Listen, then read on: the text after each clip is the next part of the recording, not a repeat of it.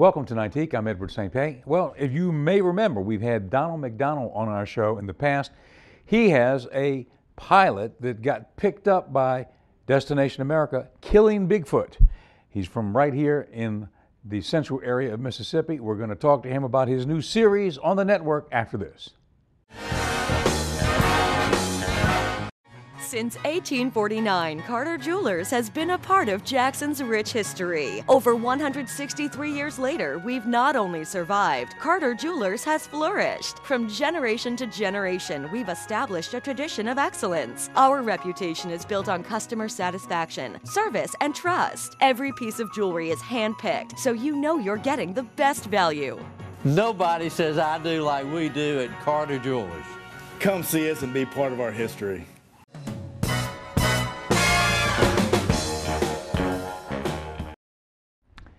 Welcome to Nightique. I'm Edward St. Pé, and we've got Donald McDonald Yes, back with sir. us. And Donald, Glad to be back. Man, glad to have you here. You know, it's not every day we have a person who's got his own cable television show across the country with us, and let alone a person who's from right here. Mm-hmm. Now, okay, Donald McDonald, your program is called Killing Bigfoot. And Killing Bigfoot, that's just right. And it's on, It's on Destination America. which is a subsidiary channel of, It's all part of Discovery Channel Network. which is one of the biggest in the world. It is. Animal Planet, they got about 8 or 10 different sub-networks out of the main network. All right, now, I think we've got a graphic of a still graphic of the opening of the show. Now, we're looking at that and we're thinking, now, these are some serious dudes here. These guys here are ready for action. What is the mission of this show, Killing Bigfoot? The whole show, the premise of it is about my group, the Gulf Coast Bigfoot Research Organization, and them following us around and showing just how we go in and try to harvest one of these animals to prove their existence. So now you shot the pilot last season, and you were hoping from the pilot you would get an actual series purchase, and you did, didn't you? Yeah, you know, last show when I was on here, we were in negotiations. Well, we got news here a few weeks ago that it's a go. We got a 6-show season coming up. Pilot got purchased, basically. After 18 times of them showing it, it was on last week or week before last again, twice. So that makes 18 times they've shown the same pilot episode. That's a lot. I've never heard of that on a pilot before. And now you've got 6 new shows, and you're shooting them now, and the air dates will probably be in the when? Yeah, probably first of the year, I Probably imagine. first of the year, huh? Yeah, we'll start filming here in a few weeks. Okay, where will you be shooting? What states? Start out, we're doing 2 shows in Texas, 2 in Louisiana, and we're going to do 2 right here in Mississippi. I see. Now, so that means that all of the hunters will be there, the crew, the photographers, the producer, director, everybody will be on site. Yeah, they'll have 6 or 8 people in the crew, plus there's about 9 of us. And it's based on a reality concept. In other words, you're going to actually be out there hunting, and they're going to be showing you going through all of that, right? Yeah, how we interview witnesses, then how we go in and research the area that these people have had these encounters at, and us coming up with a plan on how we can stake the area out using our military tactics, because most of us are ex-military. All right, now, I guess for some viewers out there, we talked about this the last time, some viewers might be skeptical. They've heard of the Bigfoot out there, Sasquatch, whatever, and some people think that, well, this is not true. This is just a figment of people's imagination. Okay, tell me, after all these years, you've been in the woods, you are a woodsman, you're a military guy, you're a member of this group, you're doing a national television show. Do you believe that these creatures exist? I know they do. You know they I saw do. the one over south of Forest that was 7.5 feet tall I was telling you about. Right. You know, shoulders that wide, 7.5 feet tall. She's just sitting there staring at me, doing that. I have hundreds of reports from Mississippi, literally hundreds. And what is usually inside a report? What do people say? What is the thread that runs through all these reports? The size of the animal. Everybody talks about, oh, they stink. Well, they don't stink all the time. We believe they have a scent gland. Certain primates have a scent gland. I believe the orangutan has one. And it can release that scent when it wants to. So, if they smell it all the time, you'd be able to track them down pretty easy. But by having that scent gland, they can put that scent on you, and it confuses you is what it does. I've been hit by it, and it's, say a 14-year-old boy smells like they hadn't used deodorant, and it comes around, it's kind of like, whoo. Imagine 100 of them that just ran the Boston Marathon, and they're surrounding you and they all got their arms raised. That's how I would describe the smell that hit me that day. Really? It was horrible. And you were in the middle of the woods? Yeah, all by myself. There was nobody around. I left. I backed out. I got nervous. That was my first time over at a place called Monster Central in Louisiana. And I backed out of there. I went back 5 minutes later, the smell was gone. So there was no dead animal, anything. It was something that laid that scent on me that left. That was my first initiation into what these things are really like. You brought some pictures of one particular picture we were looking at before the show shows it's a red box, and inside the red box we see it's a photograph, and we see a face. Yeah, and we've got a before and after. If you look in the V right there, almost dead center of the box, the leaves kind of make a V. You can see the animal's right eye, his forehead, and you see the crown on top of its head. So now listen, we're looking at that right now, and that looks like what you would, it looks like you said, it's like the right eye, right? It's the right eye. And the forehead. From about right here. And the forehead, and then the hair. And it looks like what we would think a Bigfoot would look like. Exactly like a large primate. Exactly. Now that's, so you got the after picture? And this is the after picture. A second or two later, a second picture. He just kind of clicked, same exact area, and you'll see in that same V, there's nothing there. It's not like this was, an hour or two later. Pop it up again, Brandon, the one with the creature. And so if you look, you can see it's almost going toward the northwest corner of the picture. Almost center, a little bit off. You can see that eye, that dark looking eye. And the bridge of his nose right there. The bridge of his nose. And so now, who took that picture, and what were they thinking? Why were they taking pictures? That's just part of the picture. The rest of the picture shows another guy standing over there. They were doing a recreation.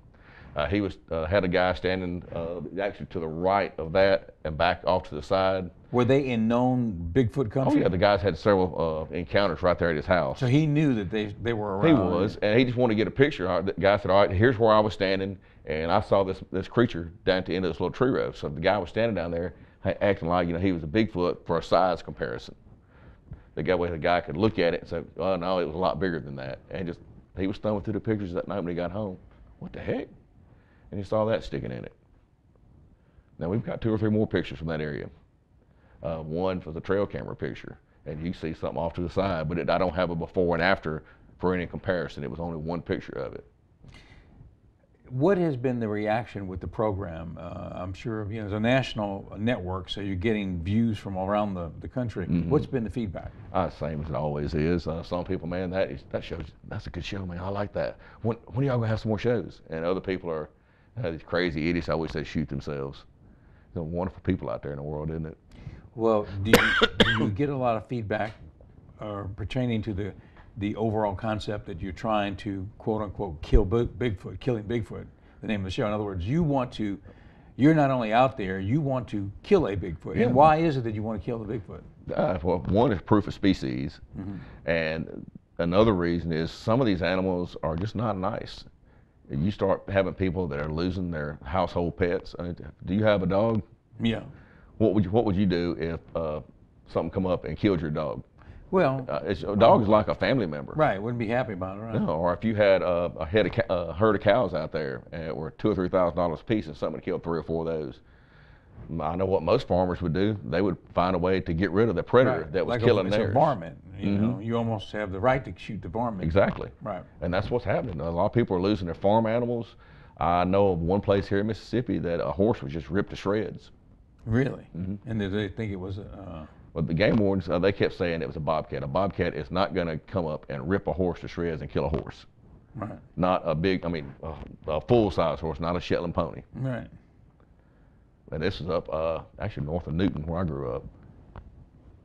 But still, though, if someone looks at this situation, and a primate is almost, it's the closest relative probably to the human species, right? Okay, so yeah, they would look at that and say, that maybe this is taking it too far. You're actually out there trying to kill this animal. Maybe it would be better to catch the animal so that studies could be done with the animal. That's what some people might say. That might be what to say, but they're not thinking the whole thing through. because we know what's going to happen. They're going to put that thing in a cage. They're going to keep it tranquilized. They're going to dissect it. They're going to be constantly taking tissue and blood samples, trying to learn about this creature. That's what scientists do. It would not be a good existence. The animal would be better off dead, in my opinion. Do you expect in the season to come, you're getting ready to shoot 6 more shows between now and the first of the year, let's say, which the network will start airing those shows around the first of the year. What is your expectation? What would happen if you actually encountered and killed a Bigfoot? What would happen for this show, and what would happen, in general? Wouldn't that be a big thing? Yeah, it'd be the greatest scientific discovery ever. You're talking about killing something that so many people have thought was a mythological creature, and now it's not mythological. It would anymore. almost be like capturing the Loch Ness monster. Yeah, and it'd be it about, would about be. similar to that. Or here's a unicorn. Oh, they're real. But that's the way a lot of people look at these things. That's a good incentive to try to find one, actually, for the show ratings. You guys would probably be rivaling Duck Dynasty ratings-wise if you can actually get one, right? Yeah, the thing about the show is the show is just it's just candy. It's something extra that we're getting out of what we're trying to do. We all love to get together. We love to hunt, and we love to do Bigfoot research. The show is just extra. We would do this without the show, and that's something that we have always kept in the back of our minds. It's not about the show. It's about the search for these creatures. You would think, though, but at this point, with all of the talk about this creature through the years, you would think that somehow along the way somebody would have captured one or shot one or something. How do you explain that? I know several that have been shot. I heard a story here a while back. The guy was out in the woods hunting, and one come up and it was tried to attack him. Well, he shot and killed it. As he was backing away, trying to reload his gun, another one come up, grabbed it by its leg, and drug it off. Oh, really? Mm-hmm. And that's happened more than once. A real good friend of mine, he had the same thing happen. One was attacking his house, throwing rocks at his house, beating on the side of his house, killing his dogs. So him and his brother got mad, and they got tired of it, and they shot it. And lo and behold, there was about 6 or 8 of them around his cabin that night, and they come up and they saw another one dragging that one they just shot, dragging it off down in the woods. Why? How do you explain that? I don't know. You think they're intelligent enough to know that they want to take him away before the humans discover what it is? I don't know. I know they're very intelligent. It's like I've seen a video of a chimpanzee. The baby had died. It was a mother chimpanzee. The baby had died, and she carried that baby chimpanzee around for 2 or 3 weeks. It was a documentary I saw on Nat Geo. Mm. It's just a love for them, I guess, trying to drag them off. So we're going to talk about your new show, the new season coming up, Killing Bigfoot, and you've got some other graphics, some pictures. Yeah, I've got a few more pictures. You recently put on a seminar, right? Yeah, the Gulf Coast not Gulf Coast, the Down South Bigfoot Rally down at Percy Quinn. Okay, you did it at the Percy Quinn State Park, and you had people come to partake of that. And what was the general thrust of that thing? Why did you do that? Just to get interest in around this whole area.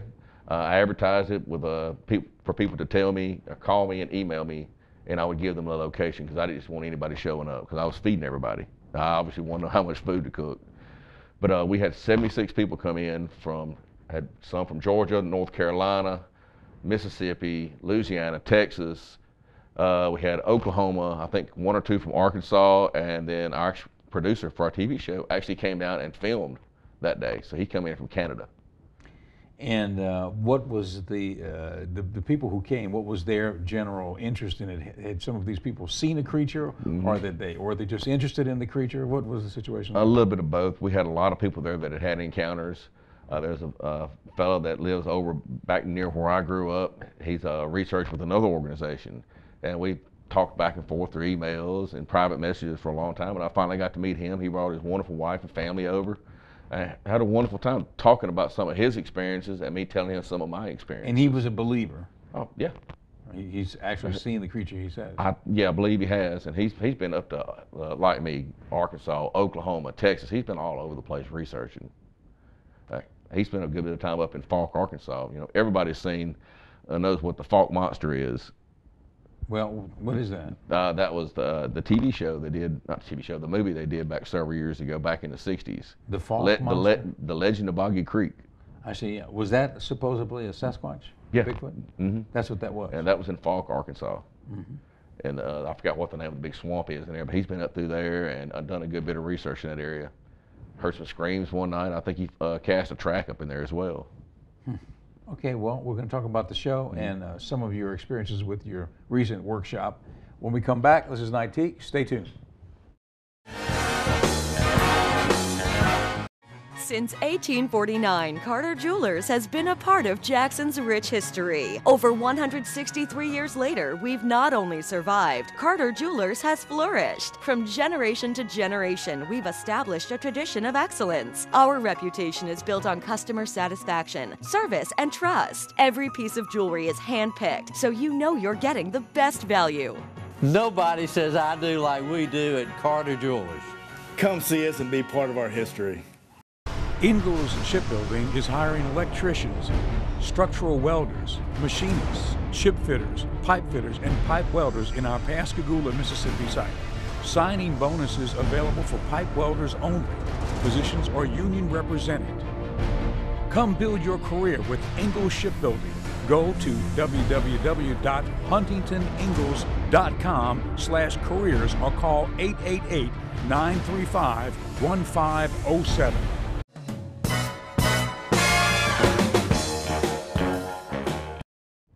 Welcome back. We have Donald McDonald with us, and we're talking to Donald McDonald about his show, Killing Bigfoot. And this is, I think, your third time on the show. Yeah, third time. We talked to you as you were doing the pilot last year, and then you shot the pilot. Now it's been airing a number of times on the subsidiary channel of Discovery Network, which is called Destination America. Destination America, which is on Comcast Cable. It's all the networks. Which is our home channel here, JSU TV on Comcast 14 in Jackson. And of course, we're on the systems around the state in Meridian, on Cozy TV, and in Hattiesburg on CW, and My Mississippi now in Tupelo. Oh, okay, I didn't so know we're, that. yeah, we're around the state, and hopefully the rest of the state will be coming in line soon too.